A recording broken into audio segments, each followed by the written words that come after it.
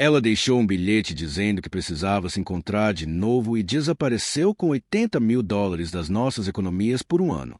Silêncio. Então veio a mensagem. Eu me diverti. Agora estou pronta para ser esposa de novo. Eu não respondi quando ela apareceu na minha porta.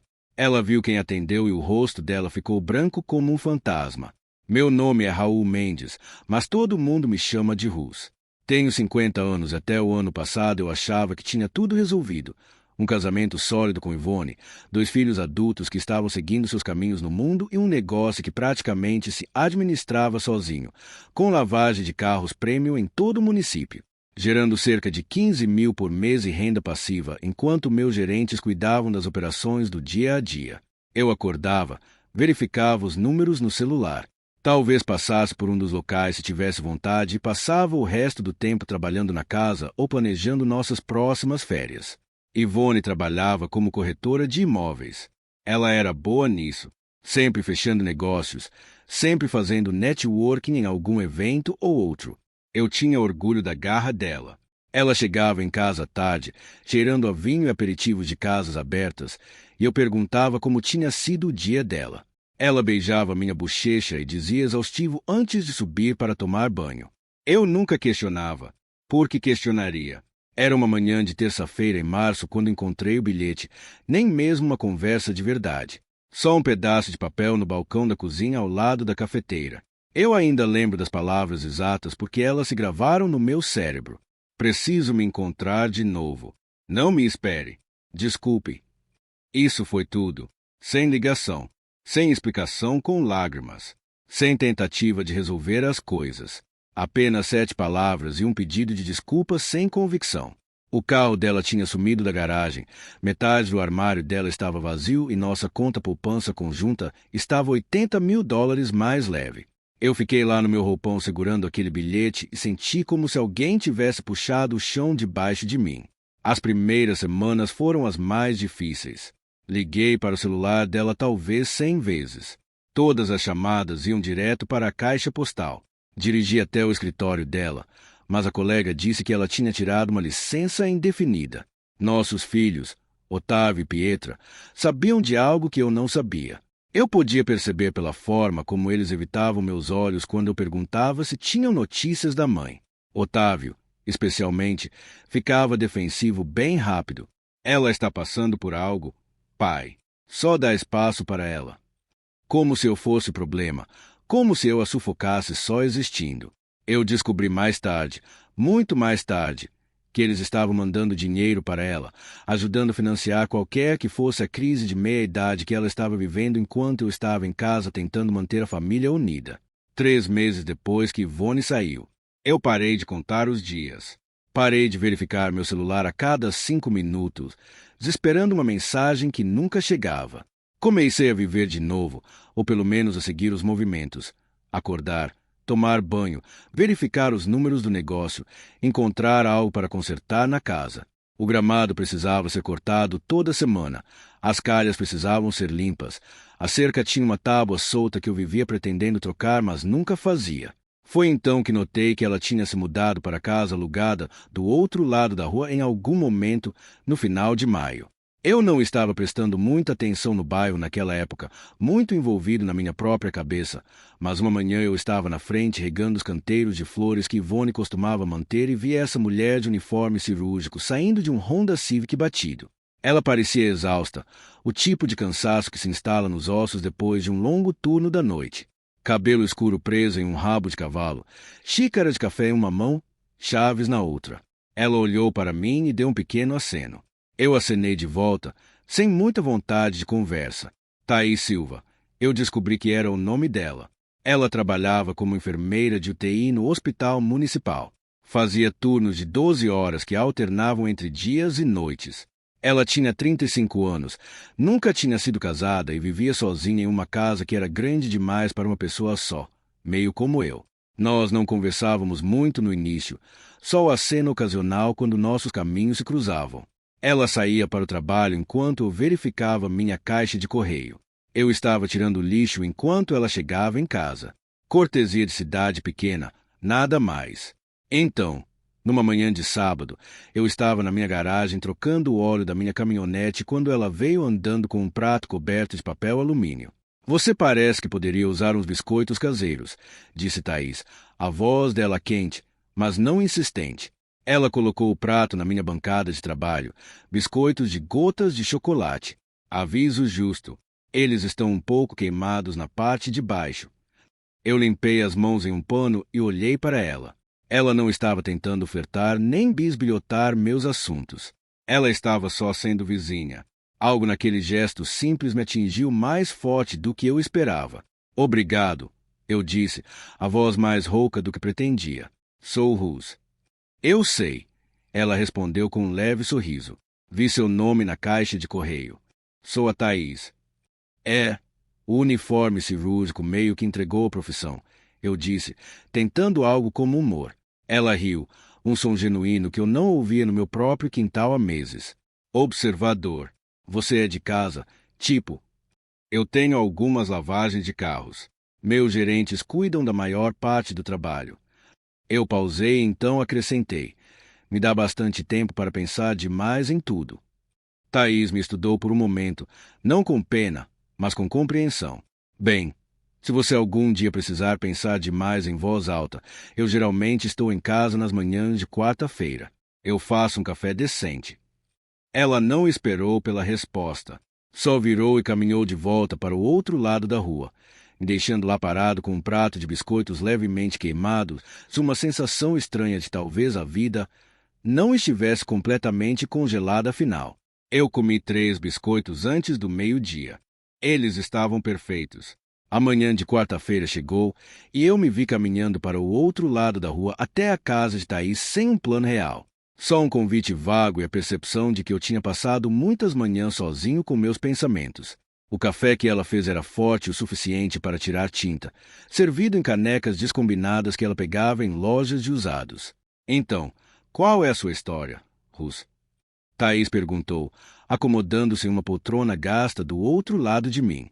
Direta, sem rodeios. Eu apreciei isso. Minha esposa saiu há quase 4 meses, eu disse, as palavras saindo mais fáceis do que eu esperava. Bilhete no balcão. Metade das economias sumiu. Sem explicação. Só decidiu que precisava se encontrar de novo. Thaís assentiu lentamente, a expressão neutra. Isso é duro. Você teve notícias dela? Nem uma palavra. Nossos filhos parecem saber mais do que estão me contando, mas eles estão guardando os segredos dela. Eu tomei um longo gole do café amargo. Otávio, meu filho, age como se eu fosse vilão só por fazer perguntas e Pietra, minha filha, só chora e diz que a mãe precisava de espaço. Espaço de quê? Thaís perguntou. Essa é a pergunta de $1 milhão. Eu coloquei a caneca na mesa lateral. 26 anos de casamento e aparentemente eu a estava sufocando sem saber. Thaís ficou quieta por um momento. Então disse algo que me surpreendeu. Meu pai morreu no ano passado. Câncer. Eu fui enfermeira dele no final. Cuidei dele em casa durante o hospício. Sinto muito, eu disse, falando sério. Seu irmão Raul. Ela continuou, a voz cuidadosa. Ele foi um dos meus pacientes 3 anos atrás. Hospital diferente, unidade diferente. Mas eu me lembro dele. Você visitava todo dia durante a última semana dele. O ar na sala mudou. Eu olhei para ela, as peças encaixando. Você sabia quem eu era quando se mudou. Eu reconheci você. Thaís admitiu. Mas não toquei no assunto porque não tinha certeza se você se lembraria de mim. Nós só nos cruzamos algumas vezes nos corredores. Sinto muito. Não disse nada antes. Eu processei aquela informação, procurando raiva ou traição, mas não encontrei nada. Por que me contar agora? Porque você merece honestidade, ela disse simplesmente, e porque eu não quero construir uma amizade em cima de algo que ficou não dito. Seu irmão era um bom homem. Você esteve lá para ele quando importava. Isso diz muito sobre quem você é. Eu assenti, com a garganta apertada. Ele era o melhor irmão Mendes. Isso é certo. Eu duvido disso, Thaís respondeu com um pequeno sorriso, mas você pode continuar pensando assim se ajudar. Nós ficamos lá bebendo café ruim. De alguma forma, A manhã pareceu menos pesada do que quando eu entrei pela porta dela. Julho chegou como um forno e as lavagens de carro estavam batendo recordes de negócios. As pessoas queriam seus veículos impecáveis para a viagem de verão e meu gerente estavam trabalhando hora extra para acompanhar a demanda. Eu deveria estar focado nos números, em maximizar o lucro durante a temporada de pico. Em vez disso, eu me via ansioso pelas manhãs de quarta-feira com Thaís. Isso virou rotina sem nós planejarmos. Ela trabalhava nos turnos da noite de terça para quarta, chegava em casa por volta das 7 da manhã, dormia até o meio-dia e então aparecia com doces à padaria do centro. Nós sentávamos na varanda dos fundos dela, conversávamos sobre tudo e nada. Ela me contava sobre pacientes difíceis, sobre o peso emocional de ver pessoas escapando apesar de seus melhores esforços. Eu contava para ela sobre as ligações cada vez mais hostis de Otávio e os silêncios culpados de Pietra. Seus filhos estão em uma situação difícil, Thaís disse uma tarde, os pés descalços apoiados no corrimão da varanda. Eles amam vocês dois, mas a mãe deles provavelmente pintou um quadro que te faz o cara mal. Que quadro ela poderia pintar? Eu perguntei, a frustração transparecendo. Eu trabalhei duro, providenciei para nossa família. Nunca traí. Nunca levantei a voz. O que eu fiz que foi tão terrível? Talvez esse seja o problema, Thaís disse baixinho. Você era estável, previsível, seguro. Algumas pessoas confundem isso com chato. Isso doeu porque provavelmente era verdade. Ivone costumava me chamar de rocha.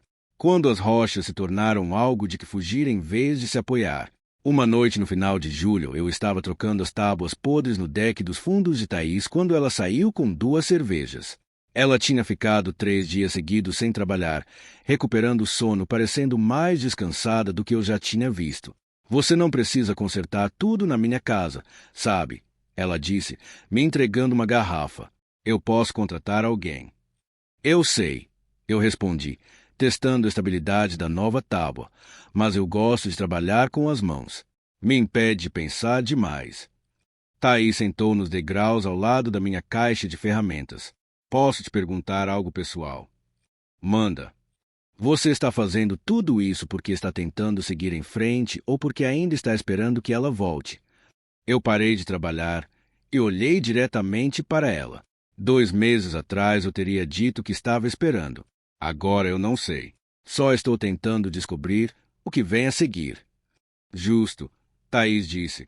Ela tomou um gole da cerveja e então acrescentou. Pelo que vale, eu acho que o que vem a seguir pode ser melhor do que o que veio antes.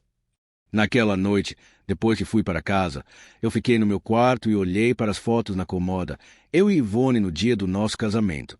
Jovens e bobos e certos de que tínhamos tudo resolvido.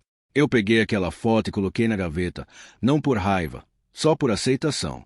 Alguns capítulos terminam, quer você esteja pronto ou não. Aconteceu numa noite de terça-feira, no final de setembro, quase exatamente 1 ano depois que Ivone tinha saído. Eu estava na garagem organizando ferramentas. Thaís estava dentro fazendo jantar porque ela tinha insistido que eu precisava comer algo além de sanduíche e delivery. Tínhamos ficado confortáveis um com o outro nos últimos meses. Confortáveis o suficiente para ela ter uma escova de dentes no meu banheiro e eu ter uma chave da casa dela para emergências. Nada oficial. Sem rótulos. Só 2 pessoas que tinham encontrado algo que valia a pena segurar. Meu celular vibrou na bancada de trabalho. Número desconhecido, mas a prévia da mensagem fez meu estômago revirar antes mesmo de abrir completamente. Eu me diverti. Agora. Estou pronta para ser esposa de novo. Podemos conversar. Sem saudação. Sem pedido de desculpas. Só isso. Como se ela tivesse estado de férias e estivesse pronta para voltar para casa agora que o tempo tinha esfriado. Eu olhei para a tela escurecer. Então li de novo quando acendi de volta. 1 ano inteiro de silêncio, e isso era o que ela escolheu dizer. Thaís apareceu na porta da garagem, limpando as mãos em um pano de cozinha. O jantar está quase pronto. Você vem ou eu levo um prato aqui para você? Eu entreguei o celular para ela, sem dizer uma palavra. Ela leu a mensagem, a expressão mudando de curiosa para compreensiva para algo mais duro. Você vai responder? Thaís perguntou, a voz cuidadosamente neutra. Não, eu disse, a palavra saindo mais certa do que eu me sentia. Não tem nada a dizer sobre isso. Ela vai tentar de novo, Thaís avisou. Pessoas como ela não aceitam silêncio. Bem, ela estava certa. Nos 3 dias seguintes, mais mensagens chegaram, cada uma mais desesperada e manipuladora que a anterior. Eu cometi um erro. Por favor, eu estava perdida. Eu não sabia o que estava fazendo. As crianças sentem falta de termos nós juntos. Essa última fez meu sangue ferver. As crianças. Como se Otávio não tivesse mandado dinheiro para ela pelas minhas costas. Como se Pietra não soubesse exatamente onde a mãe dela estava esse tempo todo enquanto eu me preocupava. Sofria e reconstruía minha vida do zero. Eu não respondi a nenhuma delas. Em vez disso, fiz algo que deveria ter feito meses atrás. Liguei para um advogado, não qualquer advogado, mas um que se especializava em casos de divórcio onde uma parte tinha abandonado o casamento e roubado bens conjugais. A consulta foi esclarecedora. Acontece que eu tinha mais base legal do que pensava. O dinheiro que ela tinha levado, o ano de abandono, a completa falta de comunicação, tudo jogava a meu favor. Minha advogada, uma mulher afiada chamada Bárbara Costa, explicou claramente. Senhor Mendes, se sua esposa quer se reconciliar, ela vai ter que fazer isso pelos canais legais agora, disse Bárbara, deslizando papéis pela mesa. E pelo que você me contou, eu recomendo que comecemos a juntar evidências de qualquer caso extraconjugal. Isso vai fortalecer sua posição consideravelmente. Como eu faço isso? Eu perguntei. Investigador particular. Eu tenho alguém com quem trabalho regularmente. Ele é discreto, minucioso e rápido. Se tiver algo para encontrar, ele encontra. Eu assinei um contrato de retenção naquela tarde, não por vingança, mas por proteção. Thaís estava começando a importar para mim de formas que me assustavam e eu precisava ter certeza de que Ivone não poderia explodir o que estávamos construindo com alguma reivindicação, legal aos meus bens ou à minha vida. Quando cheguei em casa, Thaís estava sentada na minha varanda da frente, ainda de uniforme do turno dela. Ela se levantou quando me viu, procurando respostas no meu rosto. Eu contratei um advogado, eu disse simplesmente, e um investigador particular. Se ela quiser voltar, ela vai descobrir que é tarde demais. Thaís não disse nada. Ela só caminhou até mim e me envolveu nos braços e eu me permiti segurá-la como se ela fosse a única coisa sólida em um mundo que continuava tentando se mover debaixo dos meus pés. Naquela noite, eu desliguei completamente meu celular e o deixei em uma gaveta. O que quer que Ivone tivesse a dizer, ela podia dizer para minha advogada. Eu tinha terminado de ser a rede de segurança dela. A batida veio cedo numa manhã de sábado, 2 semanas depois daquela primeira mensagem. Eu estava na cozinha fazendo café. Thaís estava no andar de cima tomando banho. Tínhamos passado a noite anterior vasculhando caixas velhas no meu sótão, separando o que guardar e o que finalmente jogar fora. Parecia simbólico de alguma forma, limpando o passado para abrir espaço para o que viesse a seguir. A batida era insistente, exigente. Eu sabia quem era antes mesmo de olhar pela janela. Ivone estava na minha varanda da frente, parecendo que tinha saído de uma revista, cabelo perfeito, maquiagem impecável, usando uma roupa que provavelmente custava mais que o aluguel mensal da maioria das pessoas. Ela parecia bronzeada, descansada, como se tivesse passado o último ano em um spa em vez de destruir um casamento. Eu não abri a porta imediatamente. Só fiquei lá olhando para essa mulher com quem eu tinha passado 26 anos e sentia absolutamente nada, nem raiva, nem saudade, nem curiosidade sobre onde ela tinha estado ou o que tinha feito. Só um espaço frio e vazio onde aqueles sentimentos costumavam viver. O chuveiro no andar de cima desligou. Eu ouvi Thaís se movendo no quarto. Ivone bateu de novo, mais forte dessa vez. Raul, eu sei que você está aí. Eu vejo sua caminhonete na garagem. Por favor, só fala comigo. Eu caminhei até a porta, mas não abri. Você precisa ir embora. Ivone, não tem nada para conversar. Eu cometi um erro. Ela chamou através da porta, a voz tomando aquele tom de súplica que ela usava quando queria algo. Eu estava confusa. Eu precisava de tempo para resolver as coisas, mas agora estou pronta. Eu quero voltar para casa. Essa não é mais sua casa, eu disse, a voz plana e factual. Você saiu.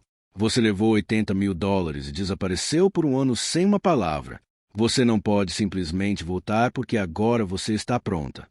Raul, por favor, eu te amo. Eu sempre te amei. Eu só perdi o caminho por um tempo. Eu quase ri. Perdeu o caminho, como se tivesse virado na rua errada em vez de deliberadamente sair de tudo que construímos juntos. Foi então que ouvi passos na escada atrás de mim. Thaís apareceu no topo do patamar, vestindo uma das minhas camisetas velhas, o cabelo ainda úmido do banho. Ela parou quando me viu na porta, lendo a situação instantaneamente. Quer que eu atenda? Ela perguntou baixinho. Eu dei um passo para trás. Acho que seria perfeito. Thaís caminhou até a porta e a abriu antes que eu pudesse repensar a decisão. A expressão cuidadosamente construída de Ivone se estilhaçou no momento em que ela viu quem estava na minha porta, na minha casa, vestindo minhas roupas. Os olhos dela foram do rosto de Thaís para a barriga dela, que estava começando a mostrar uma curva suave aos 5 meses. Nós descobrimos sobre a gravidez 3 semanas atrás, bem na época em que Ivone tinha começado a mandar aquelas mensagens desesperadas. O timing era tudo, eu acho. O rosto de Ivone ficou branco como um fantasma, toda codrenada como se alguém tivesse puxado um plugue. A boca dela abriu e fechou, mas nenhuma palavra saiu. Posso ajudar? Thaís perguntou, a voz educada mas firme. Não hostil, não presunçosa, só presente e inabalável. Quem é você? Ivone finalmente conseguiu, a voz mal acima de um sussurro. Sou a Thaís. Ela respondeu simplesmente. E você precisa ir embora. Raul deixou claro que não quer falar com você. Ivone olhou além de Thaís, tentando fazer contato visual comigo, mas eu já tinha virado as costas. Eu caminhei para a cozinha e me servi uma xícara de café, ouvindo enquanto Thaís calmamente fechava a porta e trancava. Pela janela, eu vi Ivone ficar na varanda por um longo momento, a compostura perfeita completamente destruída. Então ela virou e caminhou de volta para o carro. Os passos dela instáveis, como se não conseguisse acreditar no que tinha acabado de acontecer. Thaís veio para a cozinha e ficou ao meu lado. Você está bem? Eu disse, surpreso por descobrir que era verdade. Eu realmente estou. Otávio apareceu 2 dias depois da visita fracassada de Ivone e ele não veio sozinho. A esposa dele, Márcia, estava com ele e eu podia perceber pela forma como ela apertava o maxilar que era ela quem puxava as cordas. Eles me encontraram na garagem lavando um dos meus veículos pessoais, algo que eu fazia nas manhãs de domingo para limpar a cabeça. Precisamos conversar, pai, disse Otávio, a voz tensa com raiva mal controlada. Ele tinha 27 anos, mas agia como um adolescente defendendo a honra da mãe. Eu desliguei a mangueira e encarei eles. Sobre o quê? Sobre você substituindo a mãe como se ela nunca tivesse existido, Otávio rebateu. Sobre você trazer uma estranha para a casa dela e engravidá-la. Que diabos você está pensando? Primeiro de tudo, essa é a minha casa, eu disse, mantendo a voz nivelada, mas firme. Sua mãe saiu dela há mais de 1 ano. Segundo, Thaís não é uma estranha e ela não está substituindo ninguém. Ela está construindo algo novo comigo, algo que sua mãe escolheu destruir. Ela cometeu um erro. Márcia interveio, a voz afiada. As pessoas cometem erros. Isso não significa que você joga fora um casamento. Sua mãe não cometeu um erro. Eu corrigi, olhando diretamente para Otávio. Ela fez uma escolha. Ela escolheu sair. Escolheu levar $80.000 do nosso dinheiro. Escolheu desaparecer por 1 ano sem uma palavra. Essas não são erros, filho. Essas são decisões. Você não sabe pelo que ela estava passando. Otávio argumentou. Ela estava lutando com o envelhecimento, com se sentir invisível. Ela precisava de apoio, não de julgamento. Eu senti minha paciência se esgotando. Eu fui marido dela por 26 anos. Eu dei a ela todo tipo de apoio que existia. Eu trabalhei duro para proporcionar uma boa vida. Nunca traí, nunca menti para ela. Se ela estava lutando, ela poderia ter falado comigo em vez de fugir com o dinheiro de outra pessoa. Dinheiro de outra pessoa. Márcia riu amargamente. Isso era bem de comunidade. Ela tinha todo o direito de pegar. Não sei me dizer que estava saindo. Eu contra-argumentei, não esvaziando as contas no meio da noite como uma ladra. E definitivamente Não enquanto vocês dois estavam ajudando a financiar a pequena aventura dela. O rosto de Otávio corou. Ela é nossa mãe. Estávamos ajudando ela a se reerguer. Ela estava de pé o tempo todo, eu disse.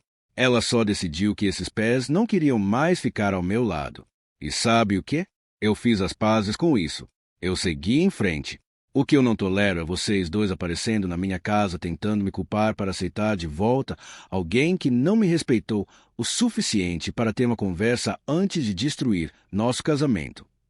Esse bebê não muda nada, Márcia disse friamente, gesticulando em direção à casa onde Thaís era visível pela janela da cozinha.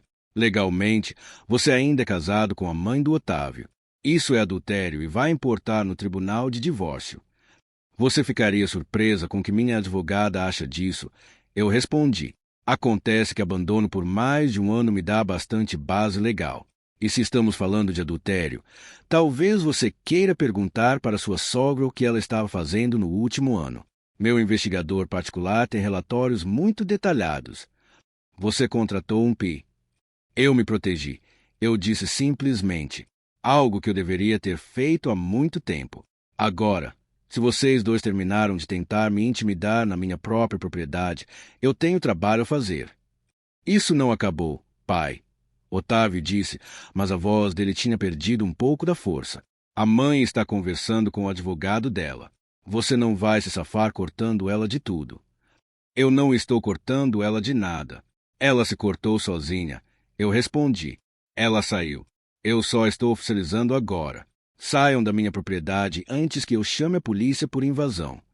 Eles foram embora, Márcia praticamente arrastando Otávio de volta para o carro. Eu observei eles irem embora. Então entrei e encontrei Thaís sentada à mesa da cozinha, as mãos em volta de uma xícara de chá. Eu ouvi a maior parte. Ela disse baixinho. Você está bem. Estou cansado, eu admiti, sentando do outro lado dela. Cansado de me defender por ter sobrevivido ao que ela fez comigo. Cansado de ser tratado como vilão porque eu não fiquei sentado esperando ela voltar. Thaís esticou o braço sobre a mesa e pegou minha mão. Seu filho está sendo manipulado pela esposa dele. Eventualmente ele vai perceber. Talvez, eu disse, mas agora ele está escolhendo eles em vez de mim e eu tenho que ficar bem com isso. Naquela tarde eu liguei para minha advogada e contei sobre a visita de Otávio e as ameaças de Márcia. Bárbara me assegurou que tudo estava prosseguindo como planejado e que o advogado de Ivone ainda não tinha entrado com nenhuma contrarrazão. Ela está enrolando, Bárbara explicou, esperando que você ceda e concorde com mediação. Mas nós temos uma posição mais forte e ela sabe disso. 3 semanas depois da visita hostil de Otávio, foi Pietra quem entrou em contato, não com acusações ou exigências, mas com uma simples mensagem. Podemos tomar um café só nós dois. Eu me encontrei com ela em um pequeno café no centro da cidade, numa fria manhã de novembro. Ela já estava lá quando eu cheguei, sentada em um buffet de canto, parecendo nervosa e culpada. Pietra tinha 25 anos, trabalhava como professora do ensino fundamental e sempre tinha sido pacificadora da nossa família. Obrigada por vir, pai, ela disse enquanto eu deslizava para o buffet do outro lado dela. Claro, eu respondi. Você é minha filha. Eu sempre vou ter tempo para você. Os olhos de Pietra se encheram de lágrimas. Eu sinto tanto. Eu deveria ter entrado em contato antes. Eu deveria ter te defendido quando Otávio estava sendo horrível. Você estava em uma posição difícil, eu disse, embora o pedido de desculpas dela significasse mais do que ela provavelmente percebia. Eu fui covarde. Pietra se corrigiu. A mãe me ligou logo depois que viu aquela mulher, Thaís, na casa. Ela estava histérica, dizendo que você a traiu, que você seguiu em frente tão rápido. E eu só escutei e não disse que deveria ter dito, que é que ela não tem direito de ficar chateada. Pietra disse firmemente, a raiva se infiltrando na voz. Que ela te deixou, pai. Ela saiu sem uma palavra e desapareceu por mais de um ano. O que ela achava que ia acontecer? Que você simplesmente congelaria sua vida e esperaria ela decidir que tinha terminado de brincar. Eu senti algo se soltar no meu peito. Você sabia onde ela estava. Eu sabia parte, Pietra admitiu, limpando os olhos. Ela me ligou algumas vezes, disse que estava no Rio de Janeiro tentando resolver as coisas. Ela nunca mencionou nenhum cara, mas Otávio me contou depois que ela tinha ficado com alguém. Quando aquele relacionamento desmoronou, de repente ela queria voltar para casa como se você fosse só o plano B dela. É exatamente o que eu era, eu disse baixinho. Eu tenho vergonha de ter mandado dinheiro para ela. Pietra continuou. Eu e Otávio fizemos isso e não te contamos porque sabíamos que estava errado. Estávamos ajudando ela a te machucar, eu sinto tanto. Eu estiquei o braço sobre a mesa e peguei a mão dela. Pietra, você ama sua mãe. Eu entendo isso. Eu não estou pedindo que você escolha lados, mas eu estou escolhendo. Ela disse. Eu estou escolhendo te contar a verdade. Na semana passada eu ouvi a mãe no telefone com a amiga dela, a Janaína. Ela estava rindo de você.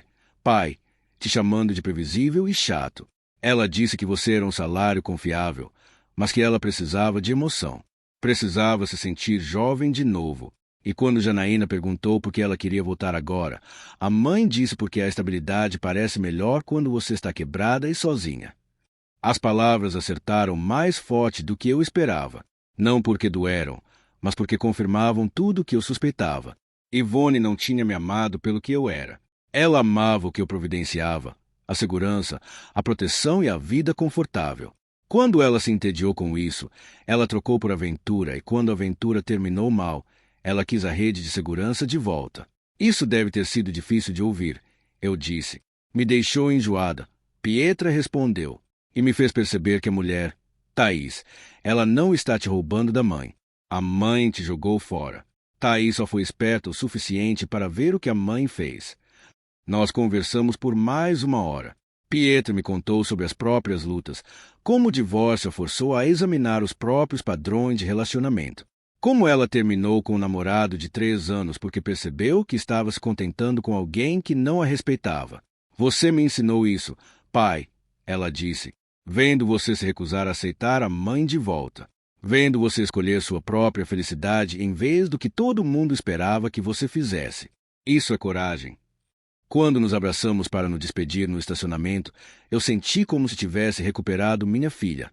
Não a criança que tinha crescido na minha casa, mas uma adulta que me respeitava o suficiente para me contar a verdade. A audiência de divórcio foi agendada para uma fria manhã de fevereiro, 8 meses depois que Ivone tinha tentado voltar pela primeira vez. Minha advogada Bárbara tinha me preparado para o que esperar, mas nada realmente prepara você para sentar do outro lado de um tribunal de alguém com quem você passou metade da vida. Ivone apareceu parecendo cara mais cansada. O advogado dela, um cara chamado Ricardo Paes que se especializava em proteger cônjuges ricos, sentou ao lado dela, mexendo em papéis. Eu sentei com Bárbara. Thaís ao meu lado, mesmo que estivesse com 8 meses de gravidez, provavelmente devesse estar em casa descansando. Eu quero estar aqui. Thaís tinha insistido naquela manhã. Você ficou do meu lado. Eu fico do seu. A juíza, uma mulher sem rodeios na casa dos 60 chamada Margarida Helena, revisou o processo antes de olhar para as duas partes. Isso parece ser um caso claro de abandono. Senhora Mendes, você deixou o lar conjugal em março do ano passado e não teve contato com seu marido por 12 meses. Isso está correto? O advogado de Ivone se levantou. Meritíssima! Minha cliente estava passando por uma crise de saúde mental e precisava de tempo para se recuperar. Ela está pronta para se reconciliar e buscar aconselhamento com o marido. Senhor Mendes, o senhor deseja se reconciliar? A juíza Helena perguntou diretamente para mim. Eu me levantei. Não, meritíssima. Eu segui em frente com a minha vida. Estou esperando um filho com minha parceira e quero que esse casamento seja legalmente dissolvido. Meritíssima. Ricardo interveio. Minha cliente tem direito à metade dos bens conjugais, incluindo os interesses comerciais do Sr. Mendes e contas de aposentadoria. Bárbara se levantou suavemente. Meritíssima. Temos evidências de que a senhora Mendes retirou $80.000 das contas conjuntas sem o conhecimento ou consentimento do Sr. Mendes antes de abandonar o casamento. Também temos evidências documentadas de múltiplos casos extraconjugais ao longo dos últimos 3 anos, incluindo um relacionamento de 1 ano com um homem chamado Tiago Costa, que ela manteve enquanto ainda vivia no lar conjugal. Eu vi o rosto de Ivone ficar branco. O investigador particular tinha feito o trabalho dele. Bem, Tiago não era só um cara qualquer. Ele era um investidor imobiliário. Ela tinha estado com ele em conferências de trabalho por anos antes de finalmente me deixar por ele. Esses casos estão documentados? A juíza Helena perguntou. Extensivamente, meritíssima. Bárbara respondeu, entregando uma pasta grossa, recibo de hotel, mensagem de texto recuperadas do armazenamento na nuvem, declarações de testemunhas de colegas que sabiam do relacionamento. A juíza revisou os documentos em silêncio. O advogado de Ivone tentou objetar, mas a juíza Helena levantou a mão. Senhora Mendes, essa informação é precisa. Ivone olhou para o advogado dela, então para mim, então para as mãos. Eu cometi erros.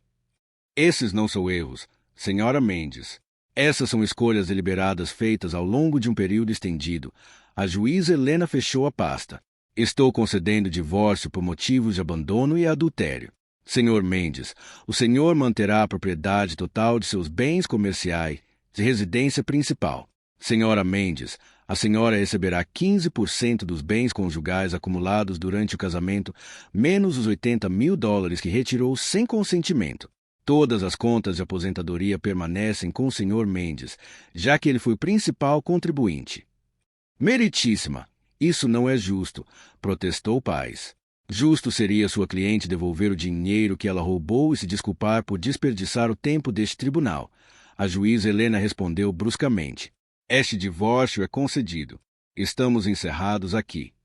Sair daquele tribunal com a mão de Thaís na minha pareceu como sair de uma jaula em que eu tinha estado preso por anos. Ivone tentou me interceptar no corredor, mas eu continuei andando. Não havia mais nada a dizer para ela. Como você se sente? Thaís perguntou quando chegamos ao estacionamento. Livre, eu disse simplesmente. Pela primeira vez em mais de um ano, eu me sinto completamente livre. Naquela tarde, eu liguei para minha advogada e pedi para ela redigir um novo testamento. Tudo iria para Thaís e nossa filha. Otávio não receberia nada a menos que mudasse de ideia.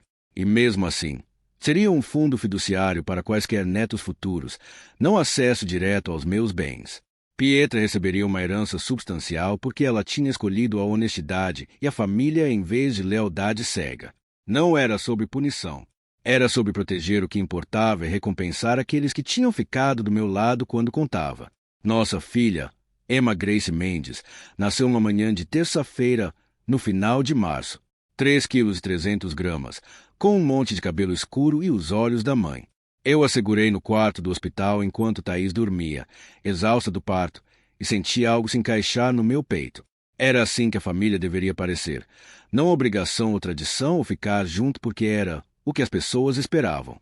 Conexão real. Amor real. Escolha real. Pietra veio visitar naquela tarde, trazendo flores e um elefante de pelúcia que ela mesma tinha escolhido. Ela chorou quando segurou a irmãzinha.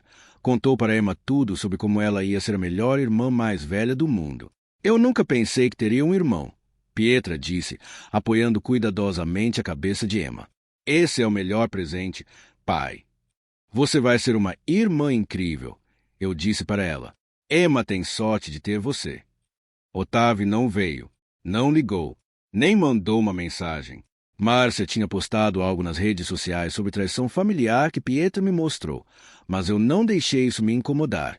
Otávio ia perceber eventualmente ou não. Eu não podia controlar isso. Tudo o que eu podia controlar era estar presente para a família que eu tinha escolhido e que tinha me escolhido de volta. Nós trouxemos Emma para casa, para uma casa cheia de calor e luz. Thaís tinha pintado o quarto do bebê de um amarelo suave, e os vizinhos tinham feito um chá de bebê pequeno com presentes práticos como fraldas e roupinhas de bebê. A comunidade tinha nos abraçado e parecia certo. 10 meses depois que o divórcio foi finalizado, eu esbarrei com Ivone em um supermercado. Ela estava sozinha, empurrando um carrinho com alguns itens básicos. Ela parecia mais velha, menor de alguma forma, como se a vida tivesse tirado algo essencial dela. Raul, ela disse, parando quando me viu com Emma no canguru preso ao meu peito. Ivone, eu respondi neutro. Ela é linda, Ivone disse, a voz falhando. Sua filha. Obrigado. Ouvi que você e Thaís se casaram no mês passado. Parabéns. Nós casamos.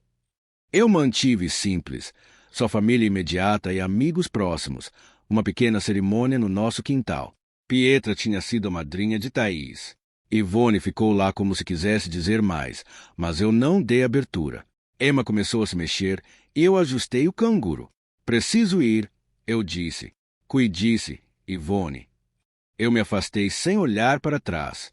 Não havia mais raiva, nem amargura, só indiferença. Ela era alguém que eu conhecia antes e era só isso que ela seria de novo. Naquela noite, eu sentei na varanda dos fundos com Thaís enquanto Emma dormia no berço portátil entre nós. O negócio de lavagem de carros estava indo melhor do que nunca.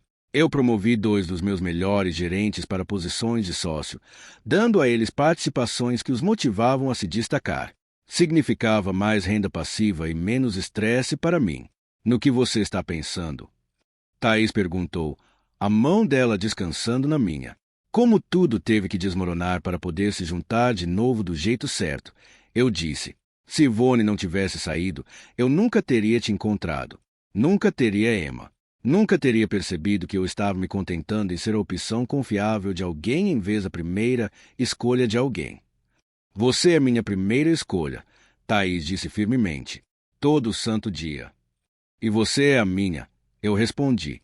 Emma fez um pequeno sono e nós 2 sorrimos. Era isso. Era a vida que eu deveria ter. Não a que eu tinha planejado ou esperado, mas a que eu tinha lutado, conquistado e escolhido com olhos claros, coração aberto.